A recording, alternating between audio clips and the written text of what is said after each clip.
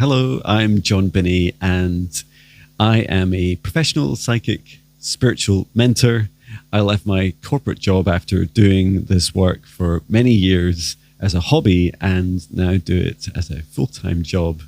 Started my own company called Heart Centered Wellness Limited in May. And here we are in December celebrating your beautiful love and support. Thank you so much for everything that you've done. And I'd like to answer your questions today about various questions relating to aliens. I was sharing my experiences, a summary of my experiences through one of my driving with John videos in my camper van. And you'll also see me doing lots of videos of channeling spirit guides, many of which are galactic beings or aliens, as we often call them. So I'm going to answer some of your questions. So thank you for asking these, and you've just asked them in the comments of videos. So this first one is from Mariel W. And you've said, I'd like to know about the spiritual aspects of aliens. Do they have different religious beliefs like we have on Earth? Do they follow different spiritual teachers? Have a belief in God? ? Thank you. No, thank you for the question. And it's super fun doing this. And I must admit, the heart of this practice or this experience is the questions. It's all about the questions. And so I must admit, sometimes I'm a little bit, I guess, lazy about asking some of the very practical questions. And these are, really important questions you're asking. So please do help me with my laziness and ask me questions, because it always triggers me to in a positive way to help you and to help answer your questions. Okay, so let's go with the first question. And I'm going to ask, I've already set up a safe space, and this is really important for this work. So I've created a protective bubble around me, and then also around you, all of you who are choosing to watch this video. And then let's start with the first question of, do they have different religious beliefs like we do on Earth? And I'm going to ask my Lyran guide, who's a lion being from Lyra, to come forwards and to assist. And so I'm going to start by, I would describe it as like sharing messages, like exchanging messages. So he'll talk to me and I'll share with you. And if he chooses to, or if it feels right, I'll also invite him into me to speak through me, or trans channeling. So let me just ask this question about the different spiritual beliefs. So he's saying for himself as a Lyran, and then he's like doing this with his paw. He's like showing out across, like waving out across the whole universe and saying, yes, there's just a massive broad spectrum of beliefs. And he says some are like we would describe as religions, but he said they are less common. He says that one thing that seems very different with humans is that many other galactic races that he knows and has experienced are that other galactic races tend to have more autonomy and uniqueness and individuality in what we would describe as religions or spirituality. And he's just given me an example.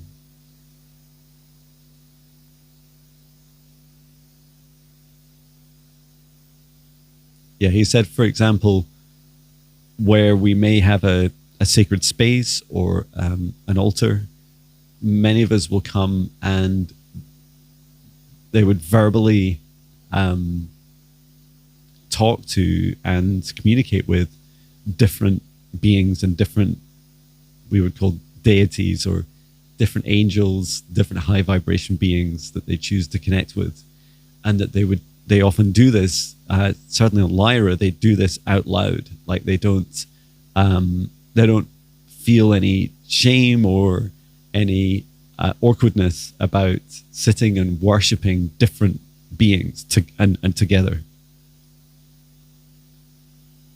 And he said, so on Lyra, they don't have churches, but the closest they have are these sacred sites. I'm just getting this beautiful ringing in my right ear.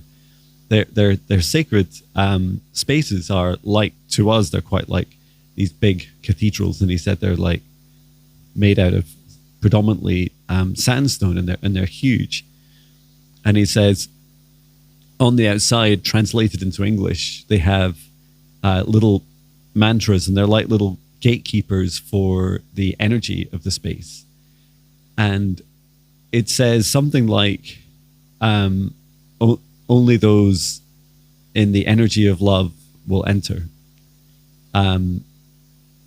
Similar wording. And the purpose of that is that you can do whatever you want in these sacred altars, as long as you are in a high vibration, loving frequency. And he said that they also celebrate when they sit together, worshipping or connecting with or meditating or praying, or however we would describe it, with each of their individual beings, deities, source energy, their beliefs. Is what everyone's encouraged to do is to allow their hearts to open up and to connect with each other in unity. And this is a practice because from an early age, they want their children, their cubs, to know that they are celebrated for their uniqueness, and that their uniqueness, their unique beliefs, and whoever they choose to connect with and to pray to or worship is valued, and that it is equal to the shared connection that they have with each other. So I just see them like sat in a row in this big, beautiful. There's about 5 lyrons, and they're all sat down in a row, and they're facing this beautiful altar. And it seems to just allow, when the sun comes around, or one of their sons comes around through these big windows, it lights up the room, and it's like a time of prayer or meditation for that day. And as they do that, they also look at each other's hearts, and they take it in turns to connect each other's hearts together in unity.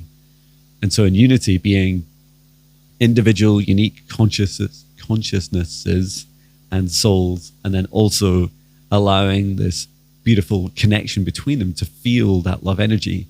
And the purpose of this is that the feelings feel really, really similar. Like they're almost identical. No matter what you seek in religious or spiritual beliefs, the feeling that every being seeks is very similar. Not all exactly the same, but it's very similar. And so when you share that feeling in unity in those beautiful, golden, precious moments, you allow each other to feel that you really are one. You come from the same place, and you seek the same things, but entirely unique and beautiful, magical, different ways.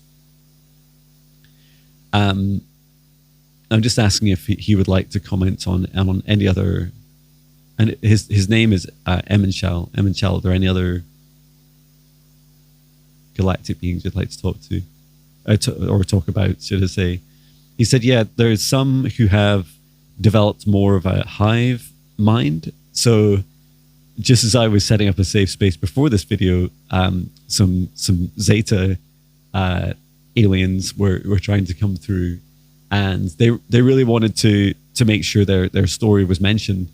And it's not always like super popularly known that they are they come originally from plants. They've evolved from plants, and what is really magical is that they and you could describe that as like in part hybridization. They are hybrids of many different races, including us. But what's really magical about that feeling of being part of nature and being a plant is this hive mind, this collective consciousness. When they connect together, they become one. And it's different to unity consciousness in that the consciousness is more focused on it's like their minds, and then they'll use like unity to connect in with love. And for so many, it feels like millennia, they've used their hive minds to connect together with their minds, but they're now moving more into the heart as well. And that's why we're seeing like more and more hybrids of hybridization of both the DNA with humans and then also their spiritual practices, because they're seeing that their future and their survival is very much connected to their spirituality, because it brings them closer into their heart where their true power lies, just like us. Fabulous. Thank you for that, Michelle. And you also asked, do they follow different spiritual teachers? So let me ask about this. Yes, in short, yes. And there are many spiritual teachers. And Michelle's saying, John's one of them. Well, I guess that is true. That is part of my job description. He's talking more about my future, but it is very humbling for him to say that. And as you can tell, there's just a little bit of resistance from me. Like, I did not expect that. And maybe some of that resistance within me is like a worry that maybe one day if my ego grew any larger, that I would struggle to keep down to earth and keep being John. But he's saying, like, John, you're safe. Trust yourself. Just, keep focusing on that. Keep focusing on being humble and connected to earth. Thank you, Michelle. That's so kind. So what about are there other examples of other spiritual teachers? He says, yes, he says on Lyra, for example, they also learn from, they have like dedicated practices where they learn from their sons. They also learn from their moons and their animals. And it's like they have this, it feels like a kind of, like we describe it, like a 30-day or like a 1 month, kind of connection where you observe the soul within each of these things. So the soul within a star and sun, the soul within a moon, the soul within an animal, and you study and learn from them their practices. And as a young cub, a young child, a lot of the Lyrans are encouraged to do this, to connect with, to spend dedicated periods, and they get to choose what they connect with, which I think is so beautiful. And so they're like I think this comes to a later question about education, is that they choose their experiences, and they do something like, I don't know, I've never been in a sweat lodge, but this is what it sounds like to me. What Em and Shell, my Lyran guide, is explaining is that it's almost like they would have this dedicated period, like a very intense focus period, where they would their children get to meet their spirit guides. So like there's these introductions, and then they, between the child and the spirit guide, they then start to discuss like what are the next practices for them to focus on. And this is something they do throughout their lives. It feels like, although their years are different to ours, as their planet size is different, on Lyra you definitely spend what would be around 10% of each year in like one of these dedicated practices, and that it's very much like mandatory. Like the culture is you need to take this time out and do this, because they experience such growth as individuals, and then therefore as a culture and as a galactic race. And he's saying that for the times that Lyrans were on Earth, it's similar to what we're going through right now, or what I'm going through in Scotland, where certainly over the December period, we will spend at least 2 weeks thereabouts, 1 to 2 weeks in holidays. And he said it's similar to that, but it's, instead of it being so focused on family, it's focused on you individually, and everyone has to like work on themselves, like do their shadow work, connect with their guides, and connect with different teachers. He said from an early age, their telepathy is much stronger. So I just asked, do they have things like social media and the internet? And he said, yeah, they do have like a lot of that, but they don't use social media in the same way. I think he's saying it's more like YouTube, like libraries of stuff that they create and share with each other. And includes like videos, but more advanced. He's saying like smells and sounds and like the vibrations, like it all feels like much more like a simulation. And he said the reason is that they don't really have social media is because they tend to work more telepathically, and they do this from an early age. They're taught. They go through like a kind of activation ceremony. It feels like about the age of 3, like really young, and many of the Lyrans are born, psychically gifted that they can telepathically connect with each other, and really just the ceremony is like an acknowledgement that it's okay now for you to connect with lots of different, not just your parents or your loved ones, but also with other people. Perhaps just like we would allow a 3-year-old to say hello to a stranger, but probably wouldn't let them just wander off with them. And that there's like this magnetism of this attraction of their vibrations. So as they connect with each other in their collective across their planet, they match into like collective groups. It feels like I'm seeing this map of Lyra, and then they're looking at the different areas you could connect with, and it seems like some are stronger at like some areas, and countries and continents are focused on more like combat and defense and martial arts, and then others like more spiritual practices. And it's like you, depending on what you want to connect with that day, you telepathically connect in with the collective in these different areas. That feels really beautiful. Instead of like it's very much a kind of push, like they're going out and choosing, whereas our social media and the way that we give away our power to algorithms that are and let's face it, when they started, although they're more advanced now, they were so basic. Like you clicked on something else that's similar, now here's something else similar, just similarity recommenders. And now they're much more advanced, but they're just not that great. And just like this video likely will find you because of your vibrational frequency match. And I'm setting this intention for all of you across Earth that resonate with these questions and the curiosity and the magic that you experience when you ask these questions yourself and explore them, and don't just take my word for it.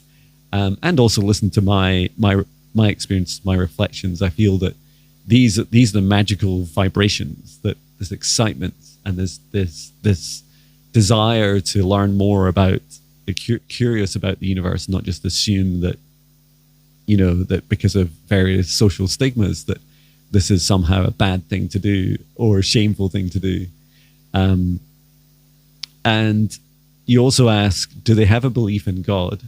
So let me ask, because we kind of got a partial answer to that about worshipping and meditating and connecting with different beings.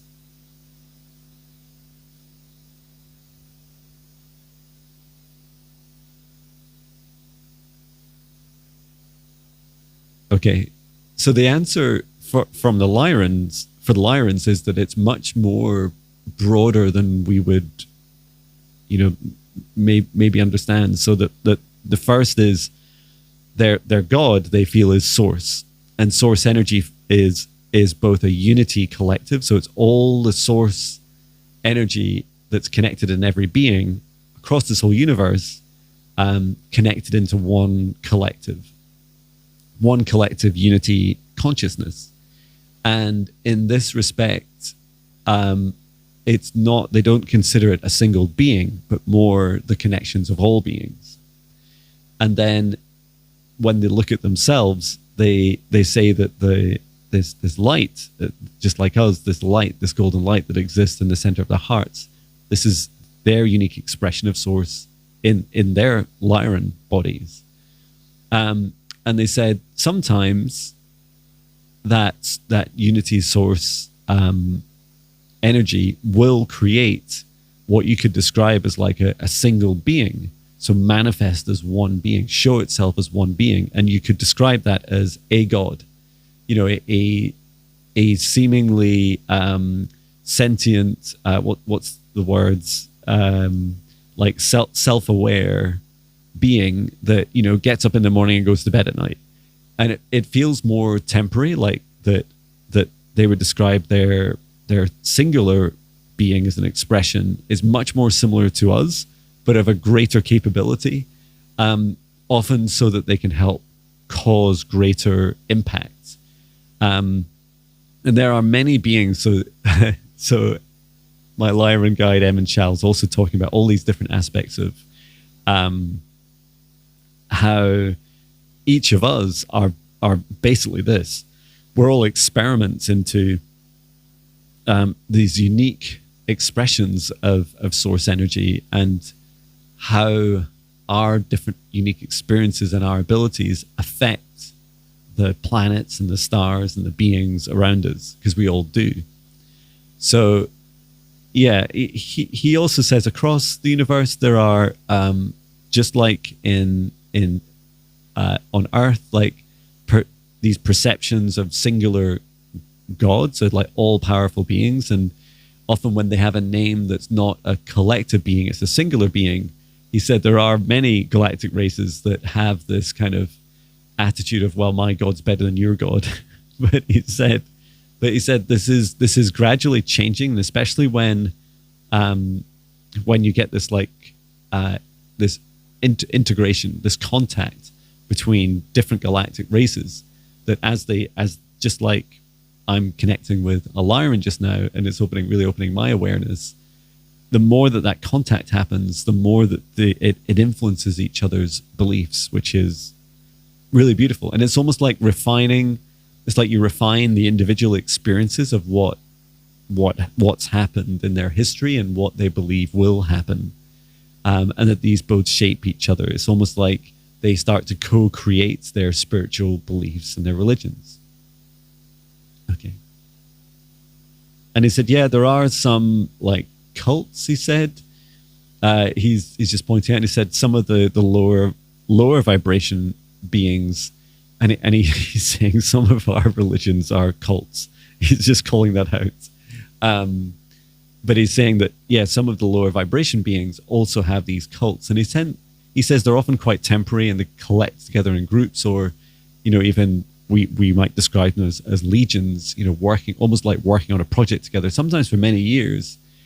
But he said they tend to eventually their cohesion is weak, and they tend to fall apart.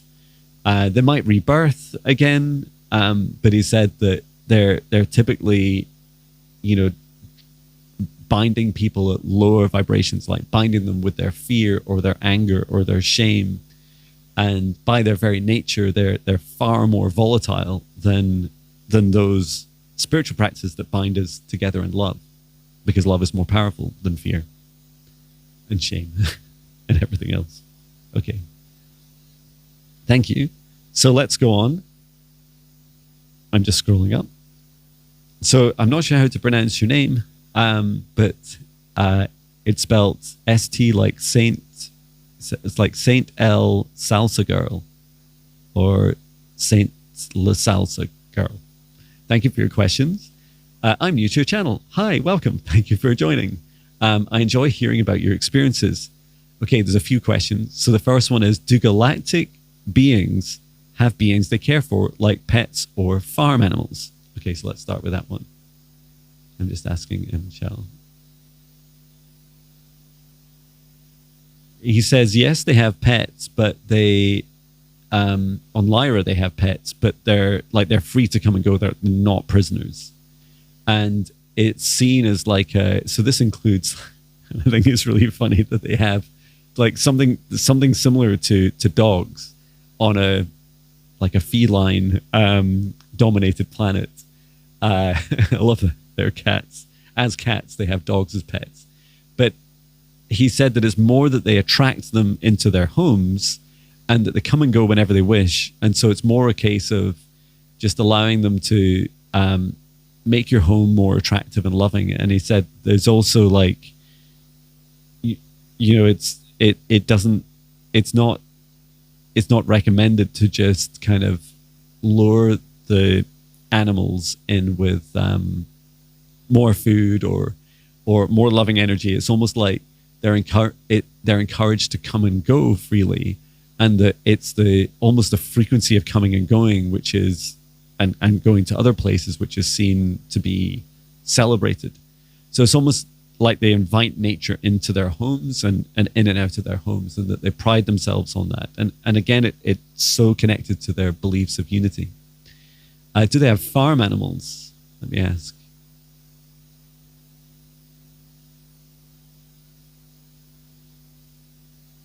He's showing me it's not a farm. He's showing me this field, and it seems like he and other other lions are hunting.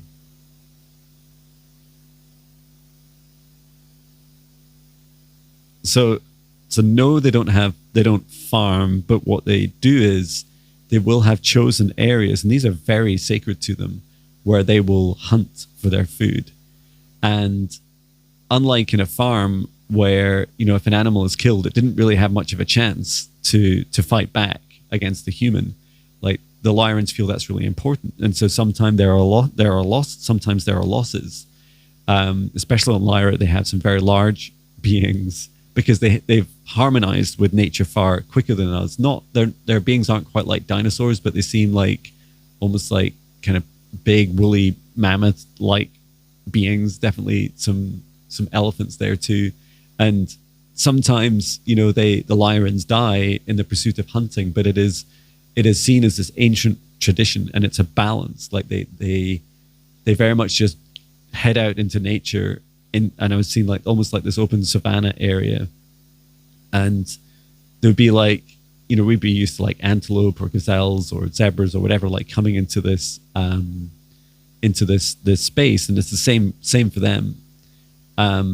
So no, they don't believe in farming in that way. I'm just asking about plants.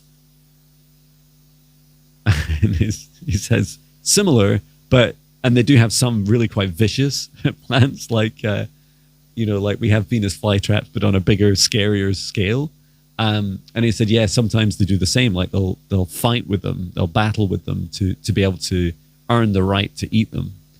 And he said, otherwise they just balance their abundance with what they eat, but they're not like the biggest vegetarians in the world, in the universe.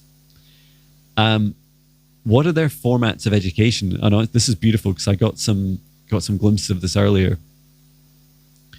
So their formats of education on Lyra it's very much some of the first things they teach their children is like this autonomy. And we heard about them learning how to telepathically connect with other, like there's this kind of rite of passage, this kind of activation ceremony that would happen about the age of 3 years old. And then they'd go on and they'd also do this this connection with their spirit guides. So they're introduced to their guides really early on. And it seems like when we heard about them spending like a month or so, or 10% of a year,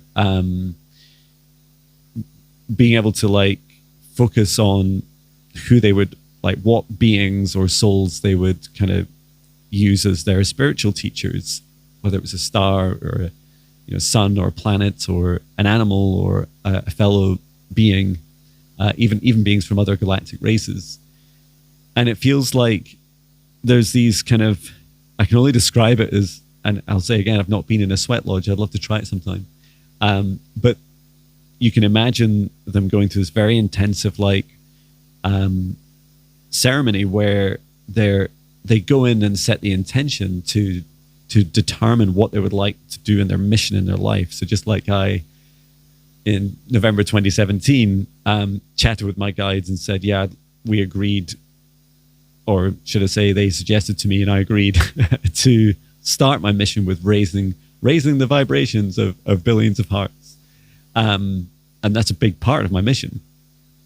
And what I heard was that they do this, like they go through that. And so their next path is like, once they receive this vision, and it seems to be quite a private thing, they then have to tell their parents about it, and then they tell the parents, okay, this is the mission. This is my mission. These are maybe some of my superpowers that I may have or will develop. And then they work together with their parents to figure out like what is the plan for them to be educated.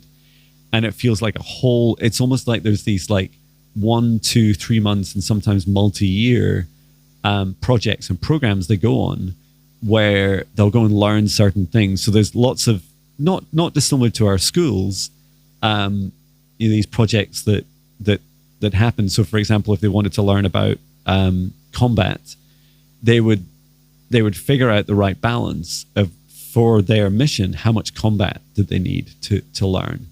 And then if it was spiritual practices, they would learn like, okay, what is the diversity? They'd figure out for their mission, like what is the diversity of what they want to learn and fulfill. And the purpose of the goal of the parents is very much to assist their child in achieving their mission, whatever it is. And there is no, they have this, they consider the mission to be sacred, that it is a sacred mission, what do you call it? A mission objective given by source. And so no one gets to argue with it, even if it appears like it's to the detriment of others. Like they still have to go ahead with it.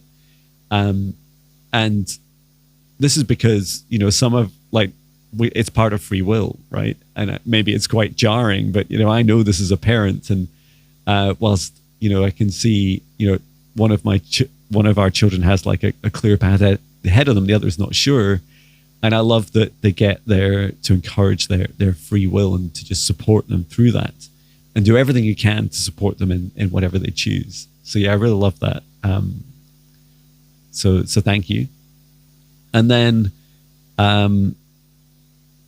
also I was doing one of your meditations. Thank you very much. Please do check out the free 14-day Spirit Guide meditation challenge on my website.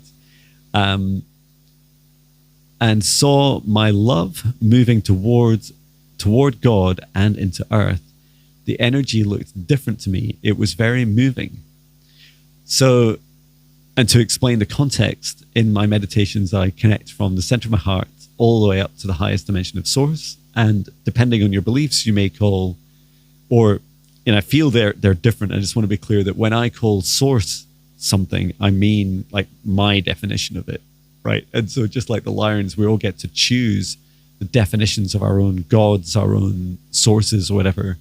And so I never like oversimplifying and saying that source is God, or that it's God's source, or that, that you can mix and match these terms.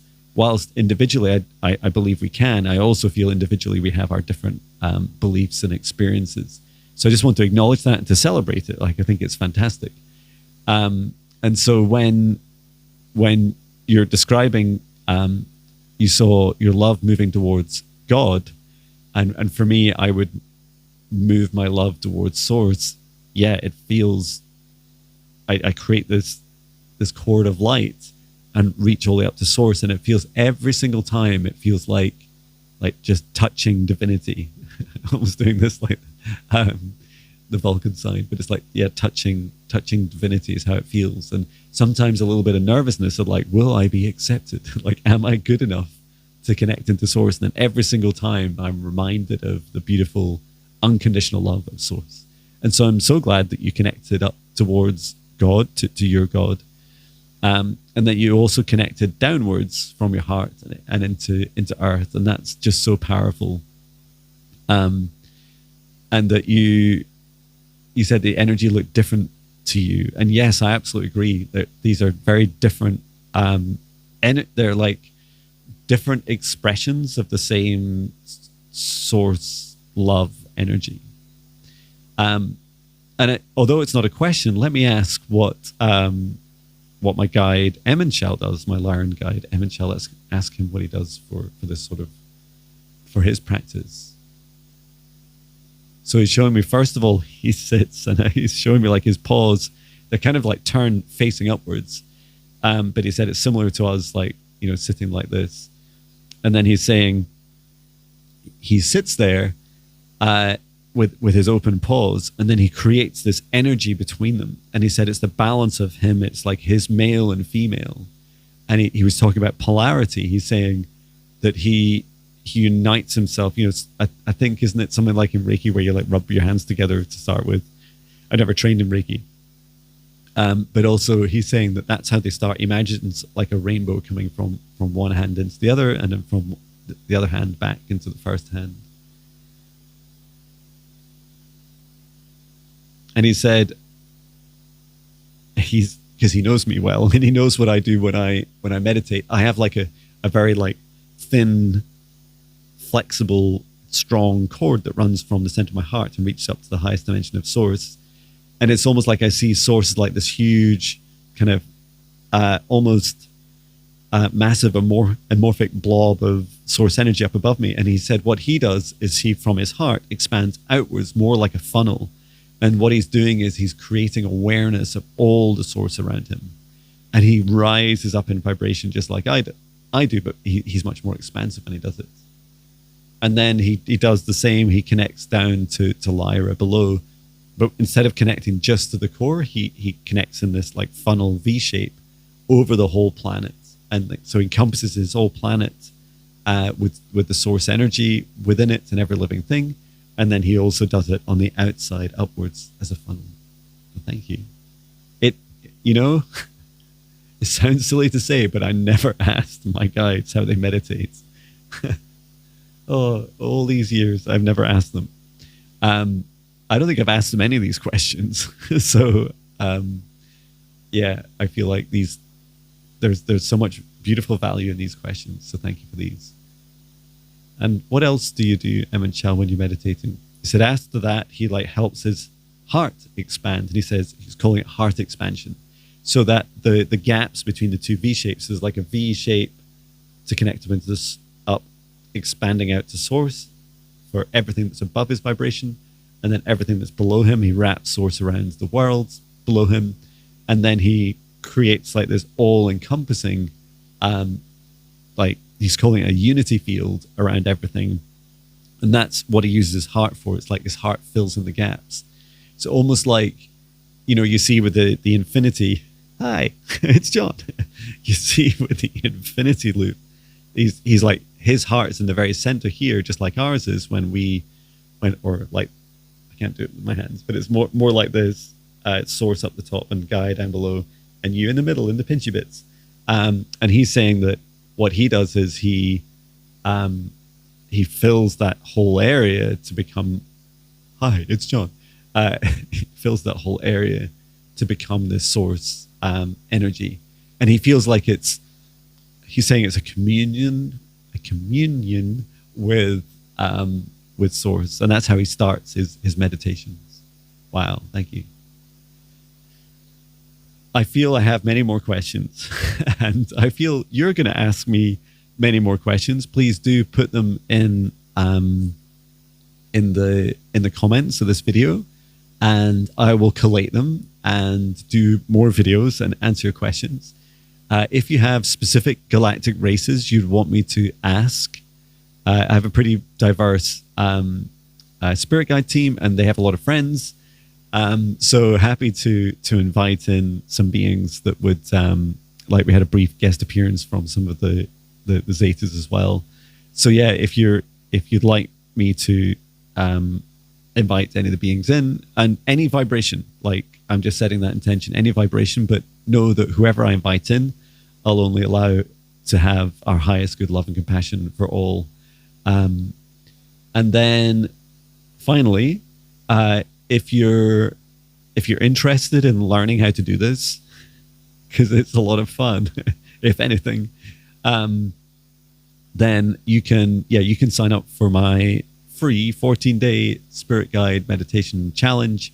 And it includes, I think by day 2 or 3, you're on to talk to your spirit guides. And that's the same meditations I do every day. And I do it just before my, hi, it's John, breathe with me, minute morning videos that I do. So I've been doing this every day. I don't really know how many years, 4 or 5 years since my awakening just over 7 years ago in November 2017. And I've been talking to my spirit guide since November 2017. So it's an honor to share with you these meditation practices that allowed me to develop these abilities. And I know we all have these abilities. We just need to practice. And there's a whole other video that I did about, in fact, it's in the Spirit Guide Meditation Challenge right at the start, about talking to your spirit guides, thanking them whenever you receive anything, and the stronger the connection you will build with them, to the extent that you can have these conversations just like they're sat right next to you, except they're not. They're lightly in the 5th dimension or above. And so finally, I will bring this meditation to an end. And so although you didn't see me set up the safe space, I will close the safe space on camera. So I'd like to thank our guides, our higher selves, Archangel Michael, Archangel Raphael, Source and Gaia, my guide Em and Shal, every soul that's participated in today's session. And thank you for watching, and asking all of us to step outside of the protective bubble that I created for this video at the start as I tidy it up and return to Source, or never return here again. And you can continue to stay in your own protection for as long as you wish. And I am wishing you and your loved ones happy holidays. Well done for an incredible 2024. And 2025 is already becoming credible. And yes, there are alien and galactic themes. And so it's time for us to get to know our galactic brothers and sisters ourselves, and not rely on the powers that be or social media or all the truther stuff that goes on out there. And disclosure, start building those relationships yourself, because this is a big, big universe and we've got lots of people to meet. So I hope this finds you well. Thank you so much for watching. Sending my love from Scotland. Take care.